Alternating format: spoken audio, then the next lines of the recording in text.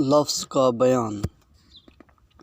لفظ کا لغوی معنی پھینکنا ہے، لیکن نحو کی اصطلاح میں انسان کے منہ سے جو بات نکلتی ہے، ہر نکلنے والی بات کو ہم لفظ کہہ دیتے ہیں۔ اور یہاں بات کا لفظ استعمال کیا کیونکہ انسان اپنے منہ سے پھینکتا تو ویسے تھوک بھی ہے، لیکن یہاں چونکہ بات اقوال کی ہو رہی ہے تو لہٰذا نحو میں جو اصطلاحاً لفظ کا لفظ بولا جاتا ہے، اس سے مراد انسان کے منہ سے نکلنے والے ہر بات کو لفظ کہا جائے گا۔ پھر لفظ کی دو قسمیں ہیں، کبھی تو وہ لفظ بے معنی ہوتے ہیں، کبھی با معنی ہوتے ہیں۔ تو بے معنی کو مہمل اور با معنی کو موضوع کہا جاتا ہے۔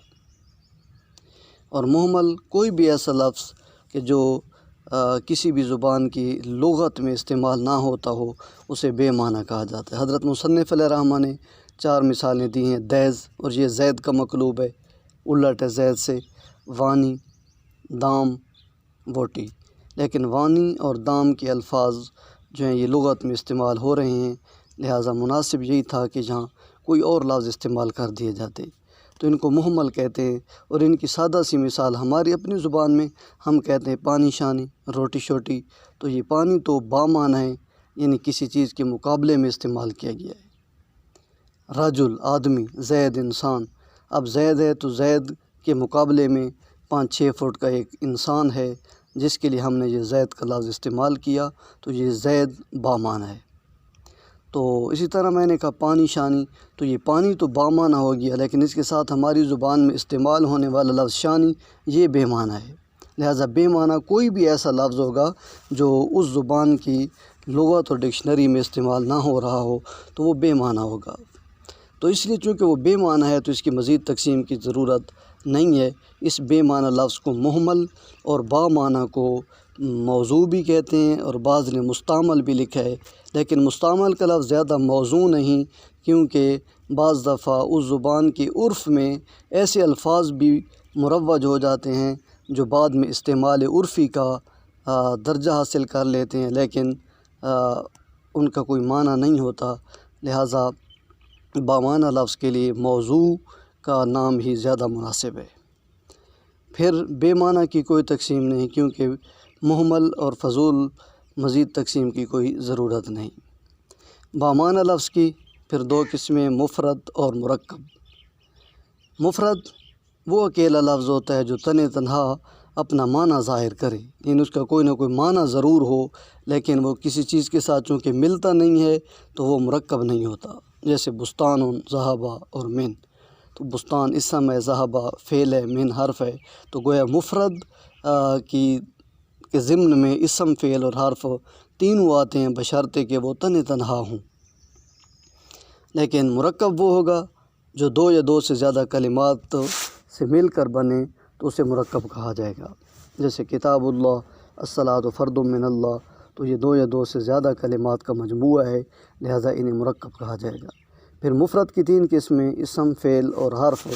اسم وہ ہوتا ہے، اسم کا لغوی معنی تو نشانی یا بلندی ہے، کیونکہ اسم بھی جب کسی شخص کا یا کسی جانور کا، کسی چیز کا اسم ایک نافذ کیا جاتا ہے، اس کا نام رکھ دیا جاتا ہے، تو وہ اس کی نشانی بن جاتی ہے، جو اس کی پہچان بن جاتی ہے۔ اور بلندی اس کا لغوی معنی ہے، تو اس اعتبار سے چونکہ بہت سارے بچے بیٹھے ہوں، ان میں سے کسی کا نام زید عمر بکر رکھ دیا جائے تو وہ زید باقی بچوں سے بلند ہو جائے گا، ممتاز ہو جائے گا۔ لہذا چونکہ اسم کا معنی نشانی یا بلندی ہے، اس لیے رکھے جانے والے نام یا اسم کو بھی اسم اس لیے کہا جاتا ہے۔ اور اصطلاح میں اس سے مراد ایسا لفظ ہے جو اپنا معنی ظاہر کرے، یعنی اس کا معنی بھی ہو، اور تینوں زمانوں یعنی زمانہ ماضی، حال اور مستقبل میں سے کوئی زمانہ اس کے ساتھ ملا ہوا نہ ہو، کیونکہ اگر کوئی نہ کوئی اس میں زمانہ پایا جائے گا تو پھر وہ اسم نہیں بلکہ فعل بن جائے گا۔ جیسا اسم کی مثال خبز، حدیقۃ اور نجم۔ فعل اس کا لغوی معنی تو کام کرنا ہے، اور اس سے مراد وہ کلمہ ہے جو اکیلا اپنا معنی بتائے، اور تینوں زمانوں میں سے کوئی ایک نہ ایک زمانہ اس میں ضرور پایا جائے، خواہ ماضی ہو، مضارع ہو، حال ہو، استقبال ہو۔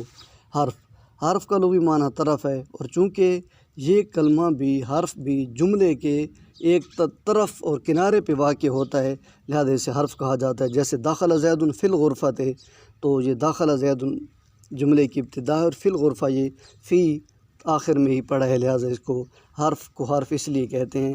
اور اس سے مراد ایسا کلمہ ہوتا ہے جو کسی دوسرے کلمے یا بہت سے کلمات سے ملے بغیر اپنا معنی ظاہر نہیں کرتا۔ یہ اس کا معنی ہوتا تو ہے، من کا معنی سے ہے، اللہ کا معنی پر ہے، الہ کا معنی تک ہے، لیکن اس معنی کا کوئی فائدہ نہیں ہے جب تک یہ کسی اور کے ساتھ اپنا تعلق جوڑ کر معنی کو واضح نہ کرے۔ مرکب کی پھر دو قسمیں، مرکب یا تو وہ مفید ہوگا یا غیر مفید ہوگا۔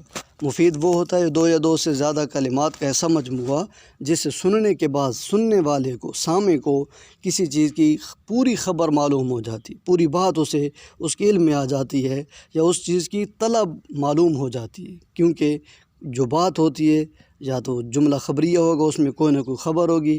جیسے داخل زید فی الغرفہ، زید کمرے میں داخل ہوا تو سننے والے کو یہ بات معلوم ہو گئی کہ زید کمرے میں داخل ہو گیا، یا پھر اس کی طلب معلوم ہوتی ہے۔ جیسے کوئی کہے اقرأ القرآن، قرآن پڑھو، تو یہاں متکلم اپنے مخاطب سے قرآن پڑھنے کی طلب کر رہا ہے، اس کا تقاضا کر رہا ہے۔ تو جب مخاطب نے یہ بات سنی، سننے والوں نے یہ بات سنی، تو انہیں پتہ چلا کہ بات کرنے والے کی یہاں طلب کیا ہے۔ تو لہٰذا مرکب مفید میں کبھی تو پوری خبر معلوم ہوتی ہے تو کبھی طلب معلوم ہوتی ہے، اور اس میں ایک فائدہ بخش نسبت پائی جاتی ہے، یعنی اس کلام کو سننے کے بعد سامع کو مکمل طور پر تسلی بخش جواب مل جاتا ہے، لہٰذا اسے مرکب مفید کہتے ہیں۔ نسبت اور اسناد، یعنی یہاں مسند الیہ کے درمیان ایک رابطہ ہوتا ہے، ایک تعلق ہوتا ہے جو جملے کو مکمل کر رہا ہوتا ہے۔ سادہ الفاظ میں اگر یوں کہا جائے کہ زید کھڑا ہے، تو زید مسند الیہ ہے، کھڑا ہونا اس کا مسند ہے، اور جو ہے زید کھڑا ہے، یہ ہے ایک نسبت ہے، ایک رابطہ ہے، ایک اسناد ہے جس نے جملے کو مکمل کر دیا۔ اور اس ضمن میں سننے والے کو مزید کوئی خواہش باقی نہ ہو، یعنی تسلی بخش اسے جواب مل جاتا ہے، تو اس مرکب کو مرکب تام بھی کہتے ہیں۔ اس سے جملہ بھی کہا جاتا ہے اور اسے مکمل کلام بھی کہا جاتا ہے۔ تو اسے مرکب اسنادی بھی کہتے ہیں، کیونکہ اس جملے میں اسناد پایا جاتا ہے، خواہ وہ جملہ فعلیہ ہو خواہ جملہ اسمیہ ہو۔ تو اس کی جملہ، چونکہ اس کو جملہ بھی کہتے ہیں، تو اس کی دو قسمیں، جملہ اسمیہ اور جملہ فعلیہ۔ تو جملہ اسمیہ وہ جملہ ہوتا ہے جس کا پہلا جز مسند الیہ ہوتا ہے، جیسے زید قائم، تو زید مسند الیہ ہے، یعنی جس کی طرف اسناد کیا گیا، جس کی طرف کسی چیز کو منسوب کیا گیا، کھڑا ہونے والی نسبت جو ہے زید کی طرف کر دی گئی کہ زید کھڑا ہے، تو یہاں زید مسند الیہ ہے، اور اس پہلے جز کو مسند الیہ کہتے ہیں جملہ اسمیہ میں، دوسرے کو مسند کہتے ہیں۔ جیسے قائم، کھڑا ہونا، تو یہ مسند ہے جس کو منسوب کیا گیا، قیام کو منسوب کیا گیا، اسناد کیا گیا اس کا، تو یہ قیام سے قائم مسند بن گیا۔ زید قائم میں یہ جملہ اسمیہ ہے، اس کے پہلے جز کو مسند الیہ یعنی مبتدا بھی کہا جاتا ہے، اور قائم جو ہے یہ مسند ہے، اسے خبر بھی کہتے ہیں۔ جملہ فعلیہ، یہ وہ جملہ ہے جو فعل اور فاعل سے مل کر بنتا ہے۔ تو کبھی تو فعل فاعل کے بعد اسے مفعول کی بھی ضرورت ہوتی ہے، دیگر چیزوں کی بھی اسے ضرورت ہوتی ہے۔ بہرکیف ضروری جو چیزیں ہیں جملہ فعلیہ میں وہ فعل اور فاعل ہے۔ فعل کے لیے فاعل جزو لا ینفک ہے، جس کے بغیر جملہ فعلیہ مکمل نہیں ہوتا۔ تو اس میں بھی پہلے جز کو مسند کہتے ہیں، دوسرے کو مسند الیہ کہہ دیتے ہیں۔ یہ جملہ اسمیہ کا اس میں برعکس عمل پایا جاتا ہے، کیونکہ جب ہم کہتے ہیں نا قام زیدن، زید کھڑا ہوا، تو قامہ یہ قیام سے مشتق، قیام ایک اسناد تھا، قامہ یہ مسند بن گیا۔ زید مسند الیہ ہے جس کی طرف اس قامہ والا اسناد کر دیا گیا کہ کھڑا ہونے والا زید ہی ہے، تو یہ زید مسند الیہ بن گیا۔ اور فعل یہ مسند ہے کیونکہ قیام سے قیام کو کامہ کی طرح منسوب کر کے اسے مسند بنا دیا گیا۔ اسی طرح ذہبت تلمیذو یا رسول حارثو کی مثالیں ہیں۔ مرکب غیر مفید یہ ایسا مرکب ہوتا ہے، ایسا مجموعہ ہوتا ہے دو یا دو سے زیادہ کلمات کا، جسے سننے کے بعد سامع کو تسلی بخش خبر معلوم نہیں ہوتی بلکہ مزید سننے کا خواہشمند ہوتا ہے۔ جیسے ریش و قلم، قلم کی نب، اب کیا پتہ پین کی نب کیا ہے، ٹوٹی ہوئی ہے، خوبصورت ہے، کٹی ہوئی ہے، لہذا اس میں کئی طرح کی طلب پائی جاتی ہے، لہذا اسے مرکب غیر مفید کہتے ہیں۔ اسے مرکب ناقص بھی کہا جاتا ہے اور ناقص جملہ بھی کہا جاتا ہے، کیونکہ یہ انکمپلیٹ جملہ ہوتا ہے، اسے مکمل کرنے کے لیے مزید کسی چیز کی ضرورت ہوتی ہے۔ تو مرکب غیر مفید کی 5 قسمیں ہیں: مرکب اضافی، توصیفی، تعدادی، مزجی، مرکب صوتی۔ مرکب اضافی وہ مرکب ہوتا ہے جس میں ایک کلمہ دوسرے کلمے کی طرف مضاف ہوتا ہے، تو اس کے پہلے جز کو مضاف اور دوسرے جز کو مضاف الیہ کہتے ہیں، اور مضاف الیہ کے نیچے ہمیشہ کسرہ آتا ہے بشرطے کہ وہ اسم غیر منصرف نہ ہو، منصرف ہو۔ یہ منصرف اور غیر منصرف کی مزید وضاحت اپنے مقام پر کی جائے گی۔ مرکب اضافی میں 2 اسموں کو بتقدیر حرف جر ملایا جاتا ہے، یعنی پہلے اسم اور دوسرے اسم کے درمیان حرف جر مقدر ہوتا ہے۔ بتقدیر حرف جر کا معنی یہ ہے کہ ان 2 اسموں کے درمیان حرف جر محذوف ہوتا ہے، مقدر ہوتا ہے۔ جیسے کتاب اللہ، اللہ کی کتاب، تو یہاں کتاب اور لفظ اللہ اسم جلالہ شریف کے درمیان ایک حرف جر محذوف ہے، ہم نے اسے مقدر ماننا ہے، اس لیے حضرت مصنف نے کہا ایک اسم کو دوسرے اسم کے ساتھ بتقدیر حرف جر ملایا جاتا ہے، کیونکہ مرکب اضافی میں 3 حروف جارہ مقدر ہوتے ہیں: من، فی اور لام۔ اسی لیے تو اضافت کی 3 قسمیں بنتی ہیں: اضافت لامی، اضافت فیوی اور اضافت منی۔ اب اگر رسول اللہ ہے تو یہ اصل میں رسول من اللہ، اللہ تعالیٰ کی طرف سے مبعوث رسول، تو رسول اللہ یہ اضافت منی ہے، کیونکہ رسول اور لفظ اللہ کے درمیان من حرف جار معذوف ہے۔ تو اگر کوئی کہے مفتاح الغرفہ یا مروحۃ الغرفہ، کمرے کا پنکھا، تو یہ اصل میں مروحۃ لغرفۃ، کمرے کے لیے پنکھا، تو یہ اضافت لامی ہے۔ اسی طرح بعض مقامات پر فی محذوف ہوتا ہے تو وہاں اضافت فی بھی ہوتا ہے۔ برکیف مضاف اور مضاف الیہ کے درمیان لام، فی اور من، ان 3 حروف جارہ میں سے کوئی نہ کوئی مقدر ہوتا ہے۔ مرکب توصیفی وہ مرکب ہے جس میں دوسرا کلمہ پہلے کلمے کی اچھی یا بری صفت کو بیان کرتا ہے، اس کی وضاحت کرتا ہے۔ پہلے کلمے کو موصوف کہا جاتا ہے، دوسرے کو صفت۔ جیسے الغصن المثمر، پھلدار ٹہنی۔ اب غصن ٹہنی ہے، آگے دوسرے اسم المثمر نے غصن کی وضاحت کر دی، اس کے وصف کو بیان کیا کہ یہ ٹہنی پھلدار ہے، یہ پھل دینے والی ہے۔ یا طالب ذکی ہے، ذہین ہے، تو یہ دوسرے اسم ذکی یا ذہین نے طالب کی صفت کو بیان کر دیا، لہذا جو یہ المثمر یا ذکی صفت ہیں انہیں صفت کہا جاتا ہے۔ جس کی صفت بیان کی گئی وہ پہلا اسم ہے، اسے موصوف کہا گیا۔ مرکب تعدادی یہ وہ مرکب ہے جو تعداد بیان کرنے کے لیے آتا ہے، اور یہ 11 سے لے کر 99 تک کی اسماء الاعداد ہیں، کیونکہ 11 سے پہلے جو عربی کے ہند سے ہیں اسماء الاعداد ہیں وہ مرکب نہیں ہیں، مفرد ہیں، تنہا ہیں۔ احد، اثنان، ثلاث، اربع، خمسہ، تو یہ مفرد ہیں، تو 11 سے یہ مرکبات شروع ہو جاتے ہیں۔ تو بعض نے 11 سے 19 تک کے لیے مرکب بنائی کا لفظ بھی استعمال کیا، کیونکہ اعراب و بنا کے اعتبار سے معرب اور مبنی ہونے کی وجہ سے 12 کے علاوہ 11 سے لے کر 19 تک کے اسماء الاعداد کے دونوں اجزاء مبنی بر نصب ہوتے ہیں۔ احد عشرہ، ثلاثۃ عشرہ، تو یہ دونوں جز مبنی بر نصب ہوتے ہیں، تو مبنی ہوتے ہیں، لہٰذا اس کو اعراب مرکب بنائی بھی کہا گیا ہے 11 سے 19 تک۔